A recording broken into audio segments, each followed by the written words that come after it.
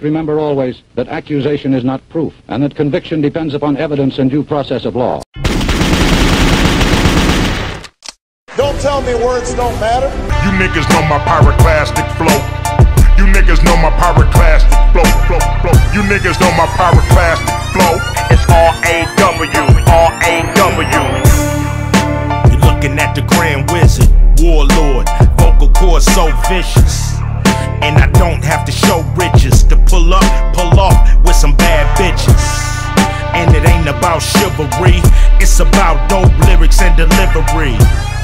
It's about my persona. Ain't nothing like a man that can do what he wanna. Ain't nothing like a man that you knew on the corner. Seen come up and fuck up the owner. Seen throw up Westside California. Nigga, I'm hot as Phoenix, Arizona. I'm Utah, I got multiple bitches. It's a new law, keep a hold of your riches. Dumb nigga, don't spin it as soon as you get it. And recognize I'm a captain, you a lieutenant. I can say what I wanna say, ain't nothing to it. Gangsta rap made me do it. If I call you a nigga, ain't nothing to it. Gangsta rap made me do it. I can act like an animal, ain't nothing to it. Gangsta rap made me do it. If I eat you like a cannibal, ain't nothing to it. Gangsta rap made me do it. I'm raw as a dirty needle, choke a eagle, just to feed all my people. Lyrically, I'm so lethal. Plant thoughts in they mind just to defeat you. Ice Cube is a saga. Y'all spit saliva and I spit lava. I got the fearless flow. Don't get near this hoe if you scared to go. I keep it gangster. And why should I change that? Fuck you old motherfuckers trying to change rap. Say what? But ain't you the same cat that sat back when they brought cocaine back? Say what? I'm trying to get me a Maybach. How you motherfuckers gonna tell me don't say that? You the ones that we learned it from. I heard nigga back in 19. Folks, Permanent Patriot here. I wanted everyone to watch this video. One of the first videos I did. Because I think it's important. They're definitely historical videos. We were warned and warned and warned about this shit.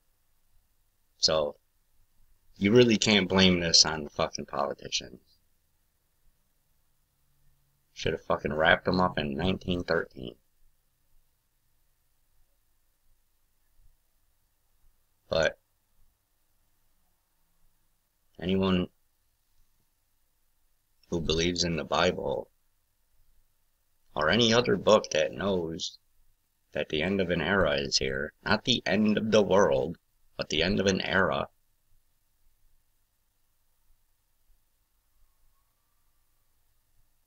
I mean, what a fucking mind job. I mean, folks, you don't know how much my head hurts sometimes. Like, getting mind fucked is an actual thing. And any investigative journalist will tell you that. It's when you get it's a sensation of ecstasy. I don't know, maybe you've had to take ecstasy, I don't know. It's the most incredible feeling in the world. Right on top of your head. And like this part halfway, like this. It's like the most incredible feeling in the world. And stays like that for a few minutes. And then you get a horrible fucking headache for a while. But I mean, you can literally like feel yourself learning. I don't know, your brain growing. And it's not endorphins, folks. Trust me, I know what endorphins are. Not even close. So, in this video, some high-level people are talking, and they always just show that clip of Eisenhower giving that military-industrial complex speech. If you watch the whole speech, the fucking guy started trembling. He was shitting his pants when he left office. That's what he was doing. Mr. 5-star general. Everybody looked up to him. Big tough guy. Left shit in his pants. Because there's something there's something that's not fucking human in control of this planet. There. You fucking accept it or you don't. But shit. Do you see us truthers going all over YouTube on your fucking videos and shit, like making fun of you, calling you names, degrading you, making fun of you?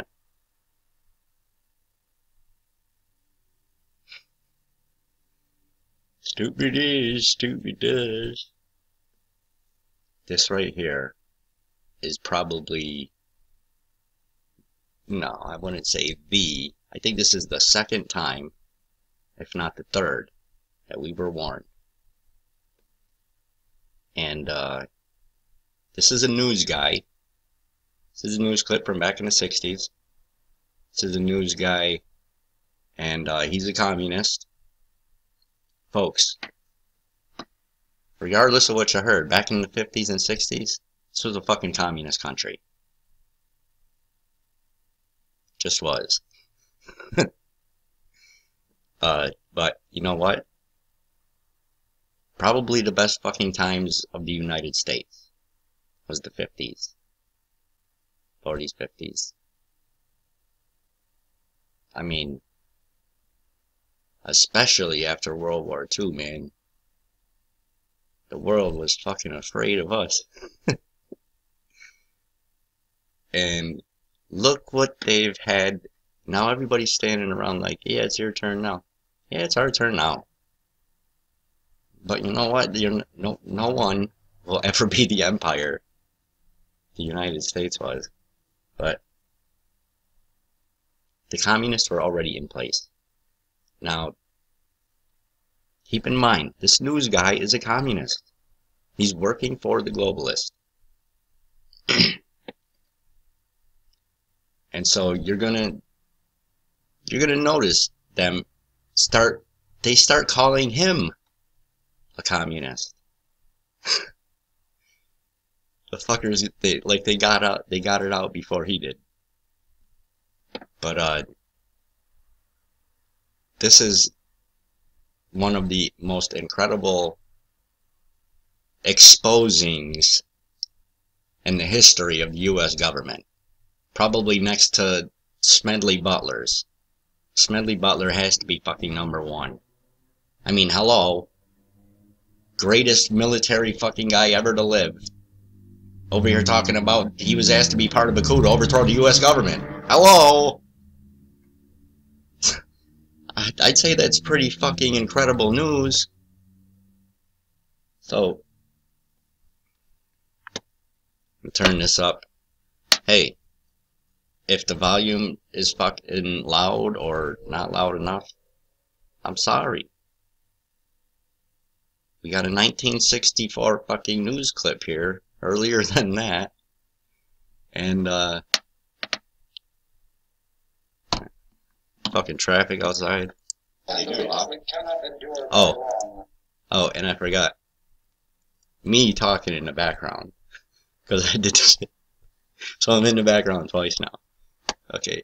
Watch the fucking look on this guy's eyes. Fight against communism is made a fight between America's two great political parties. The American people know that one of these parties will be destroyed. Well, they do, huh? We cannot endure very long as a one-party system. We applaud that statement, and we think Senator McCarthy ought to. He said it 17 months ago in Milwaukee. You see him with his eyes, he's like, he's giving the audience that look like, oh, give me a break, folks, it's just a joke. No joke. The American people realize that this cannot be made a fight between America's two great political parties. If this fight against communism is made a fight between America's two great political parties, the American people know that one of those parties will be destroyed, and the Republic can't endure very long as a one-party system. But on February 4th, 1954, Senator McCarthy spoke of one-party treason. This was Charleston, West Virginia, where there were no cameras shit. It was recorded on tape. The issue between Republicans and Democrats is clearly drawn. It has been deliberately drawn by those who have been in charge for 20 years of peace. Now the hard fact is that those who wear the label Democrat, wear it with the stain of a historic betrayal. 1952, the fucking Democrats had that shit.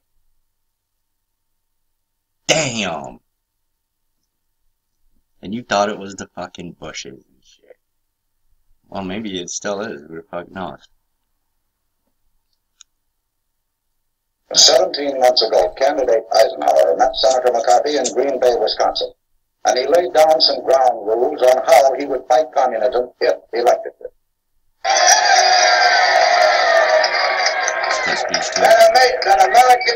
That American principle of trial by jury of the innocent until proved guilty are all observed, and I expect to do it. That same night in Milwaukee, Senator McCarthy stated what he would do if the general was elected. I spent about half an hour with the general last night. Well, I can't report that we agreed entirely on everything. See, folks, this is right before Eisenhower got elected in office. Spit it out, Chad.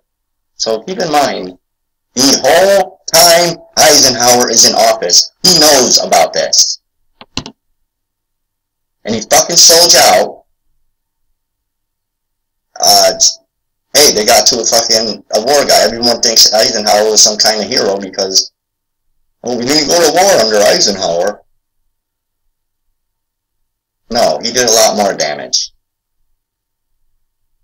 And at least at the fucking end of his presidency, people didn't get the message of what he did. He's the one that pretty much sold our debt to China. So you could thank Mr. Eisenhower for that one. I mean, I think the guy was just trying to make it out of the fucking presidency alive. Yeah, he was. And at the end of the presidency, he gave the best speech he possibly could without saying something that might get him killed. Now you got two of me. But I mean, he pretty much fucking said it for you. Fuck you. Eisenhower didn't say near as much as this guy said, or as Smedley Butler said, which, by the way, will be coming up. But pay attention.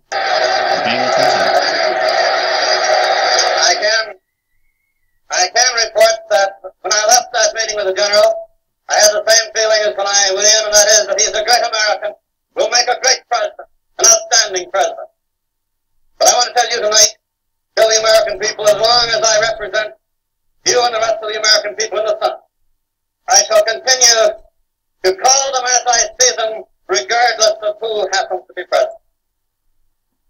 I see this dude's getting fucking stepped on, walked all over by fucking everyone, all of his friends in Congress and his fucking Senate.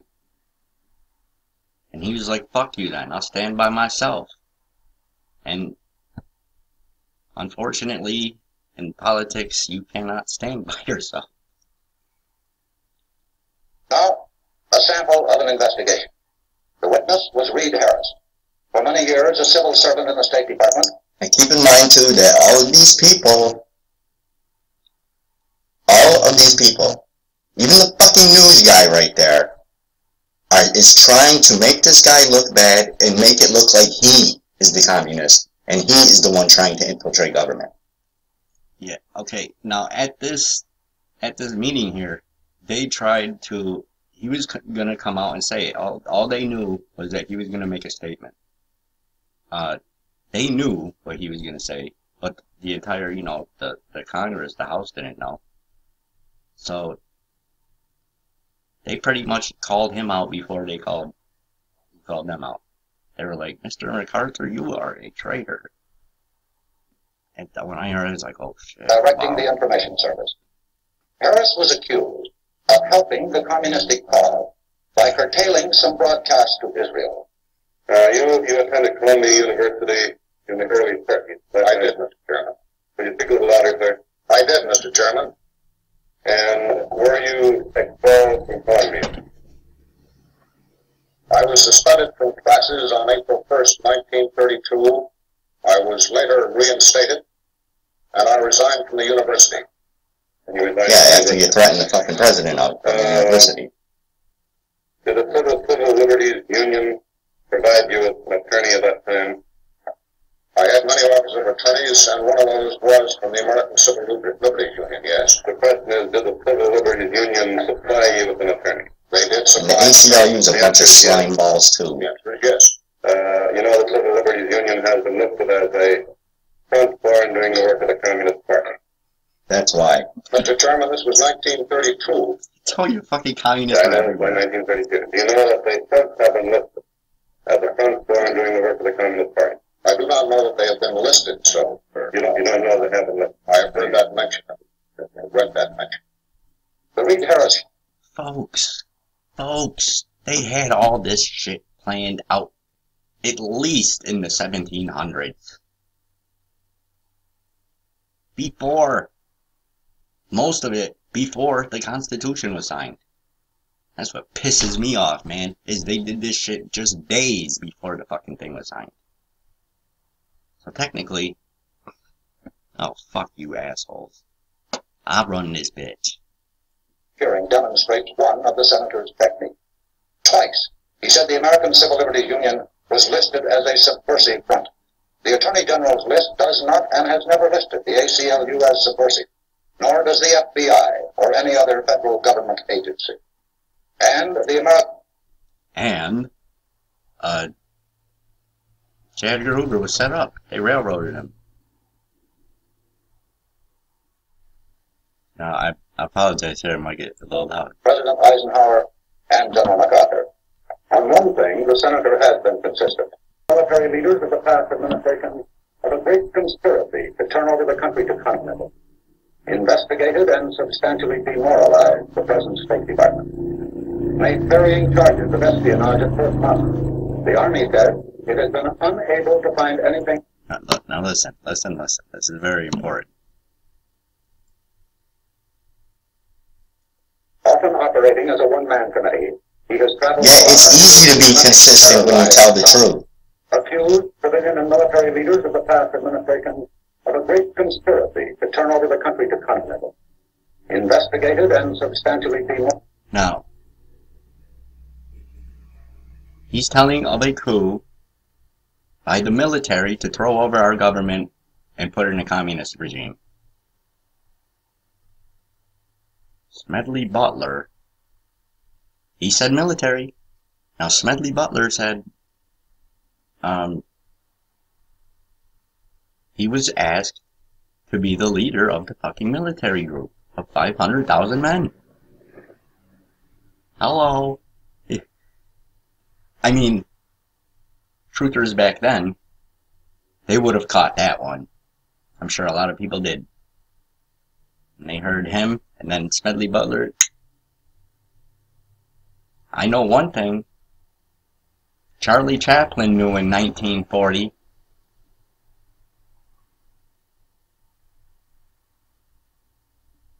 If you never heard the greatest speech ever, and it is, I believe, the greatest speech ever. Because that wasn't fucking acting. That was Charlie Chaplin. Dude never fucking spoke. He probably said what? Couple sentences, that whole entire fucking movie, The Great Dictator. And then at the end of the movie, I think he's gonna have some pussy-ass voice or squealy voice or something. He talks like a human being. Pointing. And you know what else? He hardly ever blinks. That whole time he's giving the speech. Say people who don't blink are aliens. And you know what? On the, speaking of aliens, how many times on the scene scene set of a Charlie Chaplin film or a TV show? Have you seen the one with that lady on the fucking iPhone in 1938? Hello. A bunch of other shit. Bunch of shit happened on his show. Fucking lady walking by with an iPhone. Like this. You can clearly fucking talking on a phone. Fucking 1938. Walking down the street. So that's when all the time travel shit came about. And Jay-Z, do you know that Jay-Z, there's that famous picture of him from the olden days, you know, with the hat on? Jay-Z admitted that that was him. I shit you not, man. Hey, I just passed him the message. Now, folks, do you think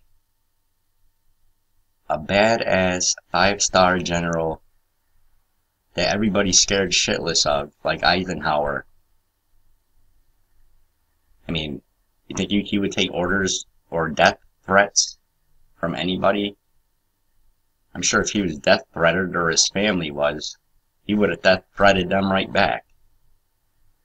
I think the reason he was scared is because they weren't fucking human. That's why one of the strongest men the fucking US military has ever seen was shitting his fucking britches when he left office. He said he regretted it. Truman said he regretted it. And FDR said he regretted it. And FDR really didn't even do anything. He fucking hated Hitler, man. He hated the New World Order. FDR was a good man. He had some bad... Yeah. Oh, I was going to tell you about J. Edgar Hoover. Yeah. None of that... He wasn't gay or any shit like that. It was just all set up for a big fucking movie for, to, you know, set him up, blackmail him, whatever. So, don't get it twisted. Eisenhower didn't get intimidated. Guys like him do not get intimidated. You think a couple of fucking schmucks from Congress are gonna threaten him? Paralyzed the present State Department. Made varying charges of espionage at Fort Sumner. The Army said it has been unable to find anything related. Moron. He just said that the fucking military is planning a communist coup. And the schmuck's over here like, we asked the Army and they said they knew nothing. Well, of course they said they knew nothing. They're part of the fucking investigation, you moron. To espionage there. I hate to impose on your time, but I've just got 2 pages. This is the abuse with the real meat of the abuse. This is the official reporter and record of the hearing. Listen. After he said that he wouldn't remove that general from the Army who murdered a communist major, I said to him, then, General, you should be removed from any command. Any man who has been given the honor of being promoted to general and who says, I will protect another general who protects communists is not fit to wear that uniform, General. You got some balls, man. A lot of balls. Wait till you hear the bleeding heart scream and cry about our method of trying to drag the truth from those who know or should know who covered up the Fifth Amendment communist made. So they say, oh, it's all right to uncover them, but don't get rough doing it. By far, the most incredible warning that you could fucking get from somebody in history, one of the greatest speeches in history / warnings, came from the most highly decorated military man ever. and nobody took his word for it. Now, you're also going to see how shit really works with the banks in the countries. So pay attention. You can roughly locate any community somewhere along a scale running all the way from democracy to despotism. We need to really fucking fix that shit too. The democracy thing. We're not a democracy, damn it. Where the fuck did this come from? Who said anything about a democracy? We are a constitutional republic. Get that through your head. Don't use the word democracy around me. Despotism. This man makes it his job to study these things. Another Tommy. Well, for one thing, avoid the comfortable idea that the mere form of government can of itself safeguard a nation against despotism. For big business, despotism was often a useful tool for securing foreign markets and pursuing profits. One of the U.S. Marine Corps' most highly decorated generals, Smedley Darlington Butler, by his own account, helped pacify Mexico for American oil companies, Haiti and Cuba for National City Bank, Nicaragua for the Brown Brothers Brokerage, the Dominican Republic for sugar interests, Honduras for U.S. fruit companies, and China for Standard Oil. The BRICS! General Butler's services were also in demand in the United States itself in the 1930s, as President Franklin Delano Roosevelt sought to relieve the misery of the Depression through public enterprise and tougher regulations on corporate exploitation and misdeeds. More power to you, President Roosevelt. The entire country's behind you, thrilled with hope and patriotism. But the country was not entirely behind the populist president. Yeah, they were egging Large him on parts of to the go to corporate war. elite despised what Roosevelt's New Deal stood for. And so, in 1934, a group of conspirators sought to involve General Butler in a treasonous plan. The plan as outlined to me was to form an organization of veterans, to use as a bluff or as a club at least, to intimidate the government. But the corporate cabal had picked the wrong... No. You gotta hear this whole thing. You take a listen to the 5-star general, most highly decorated in U.S. history, and tell me if you would have at least thought about it. I mean, wouldn't you take the guy a little seriously?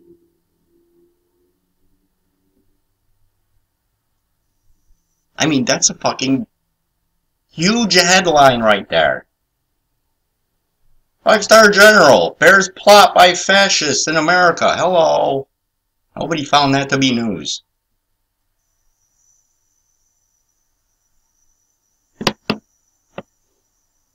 I appeared before the Congressional Committee, the highest representation of the American people, under subpoena to tell what I knew of activity, which I believe might lead to an attempt to set up a fascist dictatorship. The plan as outlined to me was to form an organization of veterans, to use as a bluff or as a club at least, to intimidate the government and break down our democratic institutions. The upshot of the whole thing was that I was supposed to lead an organization of 500,000 men, which would be able to take over the functions of government. I talked with an investigator for this committee, who came to me with a subpoena on Sunday, November 18th. He told me they had unearthed evidence linking my name with several such veteran organizations. As it then seemed to me... Yes. Try setting the motherfucker up. They tried setting up 5-star general.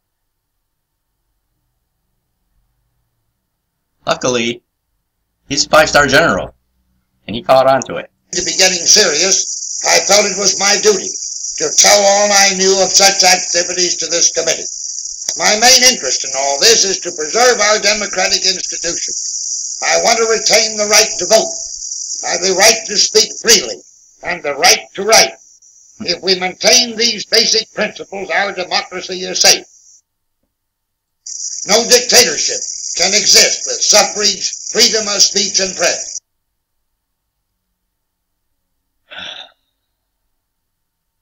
I'm sorry, General.